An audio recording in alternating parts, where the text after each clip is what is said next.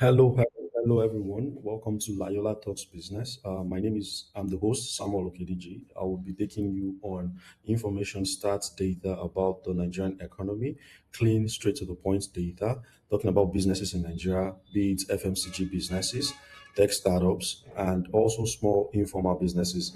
What the data is saying, how much they are actually making, what the Nigerian economy or the African economy is talking about in this day and age. And yeah, I hope you enjoy as I take you on this journey with me. Yeah, so welcome to the vlog. Yeah, so let me start by mentioning the current Nigerian market. The dollar to naira average is 1,340 to $1. That is roughly $1 cost today.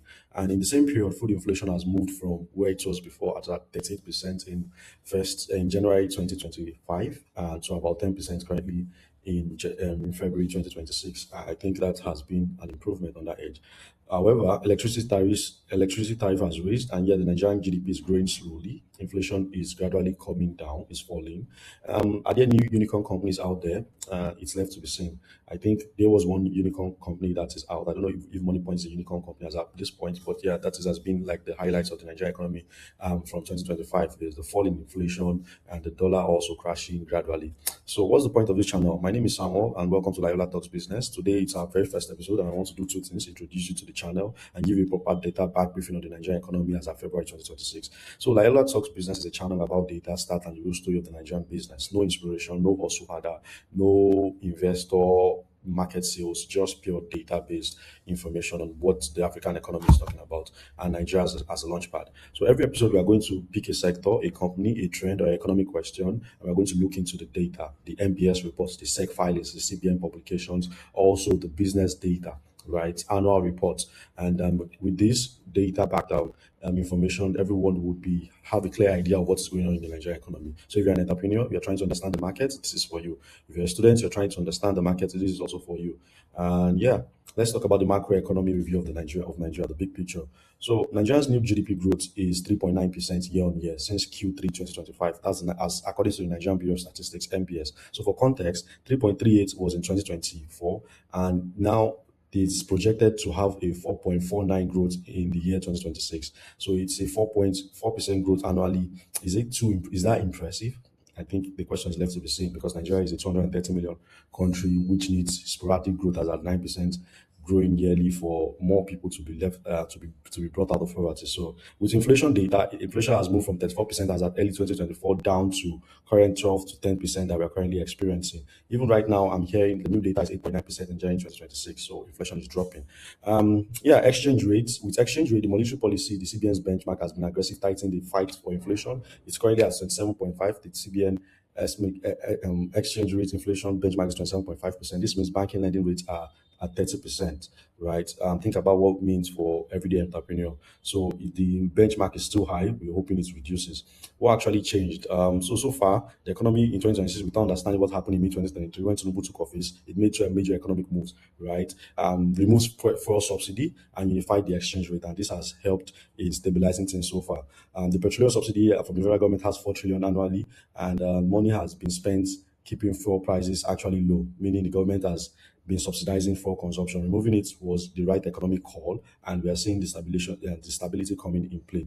On the fiscal side, the government in 2026 budget it was 35.5 trillion naira against the expenditure at 47.6 trillion, leaving a deficit of 12.1 trillion, about 3% of the GDP. Public debt is projected to reach about 34.7% of the GDP, the new composite GDP. These are not catastrophical high numbers, but the global standard. And also, the key risk here is a significant chunk of revenue goes straight to the debt servicing. The government is working to fix through the new tax act, which aims to broaden the tax base and increase non-oil revenue. So Nigeria is trying to diversify its economy from just oil revenue to other sectors coming up. So which sectors are growing? Let's zoom in. Based on currently, the ICT sector is growing 19.78% of the Nigerian economy in 2024. Yeah, so in the sectors that are growing, one is ICT. ICT has contributed 19.78% to the Nigerian GDP in 2024, and the Nigerian tech sector is projected to generate about $18.3 billion by 2026. Lagos is home to nearly 2,000 tech startups, with an ecosystem valued at about $9.8 billion.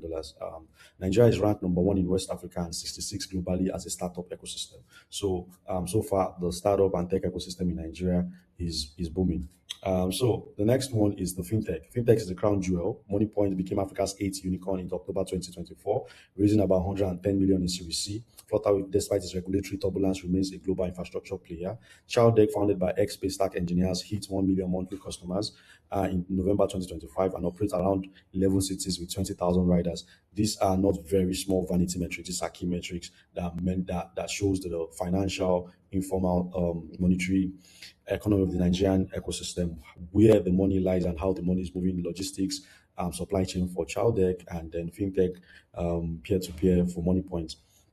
However, what is important to note is Nigerian startups raised just $176 billion in first half of 2025. That sounds big until you put it in comparison with past fundraising that's come into the African market. It represents a significant slowdown from previous years and placed Nigerian fourth among African founding destinations behind South Africa, Egypt, and Kenya. So funding winters was really real in the Nigerian market in 2025, and it may affect how startups survive. From the FMCG market side, FMCG, fast moving consumer goods, is the only major pillar. Nigeria accounts for roughly 40% of Africa's entire FMCG market, which is a huge number. The sector includes your everyday consumer products from food, beverages, personal care, household goods, brands like Nestle, like Dangote, Unilever Nigeria, Cadbury, Guinness, P&Z Cuisine, all operate here. They operate here in Nigeria. But we also will explore in episode 2 the performance has been mixed, and while there has been growth, there has also been losses, right? And there's also been downturns. So companies that import significant raw materials have been battered by Naira's devaluation. And by Naira's devaluation, the green shots, the challenge is that they are fragile. The challenge is that they are fragile. The green shots are real. The challenge is that they are fragile and they exist against a backdrop of serious structural problems, epileptic power supply, infrastructural gaps, and a financial system where the cost of capital is prohibitive for most small businesses. So the honest business reality. Let me be straight with you because this is what this channel is all about. Nigeria is simultaneously one of the most compelling business opportunities on earth and one of the most brutal operating environments. So both of these are true at the same time. And any content that only tells you that these two truths is only tells you that everything is rainbow and sunshine, they are misleading you. So the opportunity of a 230 million people, median age of 18 years, a rapidly digitizing economy, a massive informal sector transitioning to formal, and a history of Nigerian entrepreneurs solving unique Nigerian problems better than any foreign company ever could. So the data bears this out. Every metric of digital adoption, smartphone penetration, mobile money usage, and startup formation is pointing to the fact that there is still a 30% interest rate from the CBN that makes debt financing nearly impossible for small businesses. Forex volatility that can wipe out your margins overnight if you import anything, anything, right? And also power costs that mean your electricity bills is competitively variable,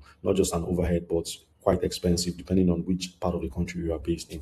So businesses are thriving in Nigeria right now, and the ones that have either eliminated their forex exposure, the businesses that are thriving are the ones that have either eliminated their forex exposure by sourcing locally or found a way to pass forex costs to consumers while still maintaining value. These are the ones struggling are the ones that are caught between rising costs, price sensitive consumers, and a unstable forex. So what's the tension now between business costs and flat consumer purchasing power? The central business story of Nigeria is in 2026. So the tension is between rising cost and flat consumer position purchasing power. So rising cost versus flat consumer purchasing power. This is where the tension is, right? As the consumer purchasing power reduces, there's rising business cost. But if purchasing power increases, there's more consumption and the economic growth. Okay, yeah. So let's bring this to let's start bringing this to a close. So based on the data we've mentioned so far, what is the Nigerian economy saying, right? What is the Nigerian economy saying? So what the Nigerian economy is saying as at February 2026 is this. The average GDP growth is at 4%, real GDP. But seen on per capita basis, right? It's actually seen on per capita basis, but on the real GDP side, there's a 4% growth we are looking to project. The inflation is falling down. It has fallen down. It has fallen from 34% at its peak to currently about 10 to 12% today. So there's progress, but it's still high. We need to come down to a single digit inflation. The exchange rate is saying 1,340 naira to a dollar. So it is stabilizing. I remember at a point the dollar to naira was at 1,750, but today it is at 1,340. But there are still big variables in every Nigerian business equation. So there you have it. The Nigerian economy is what we call a bit stable after the past 3 years of uncertainty, forex crisis, poor handling of the forex issue by the ex-CBN governor, and then there's a new productivity layer. We could talk about the Dangote refinery and what it's doing by refining the oil in Nigeria, and the government has had to pay less in importing fuel and subsidizing it. So the growth and poverty elimination will be achieved, and this will be like the major success. How the growth can be expedited to about 8% growth yearly, and then having more people leave poverty, because generally, by and large, Nigeria is still a very poor country. And then they need to be achieve more credit and investment capital opportunities to medium and small based businesses that would help spark the informal sector, which is kind of like the core, the bane of the Nigerian economy. Get more youth working, get more business flourishing, and get more people consuming. So in the next episode, we're going to look into the FMCG sector, be it either Nestle or Unilever or Cadbury or even Dangote, right? Cement, sugar. We're going to look at the FMCG sector. We're going to look at the actual financial data, who is growing, who is shrinking, and why, right? And it's going to be a data heavy and very interesting episode. So if this kind of content is useful to you, please subscribe, leave a comment, ask me questions.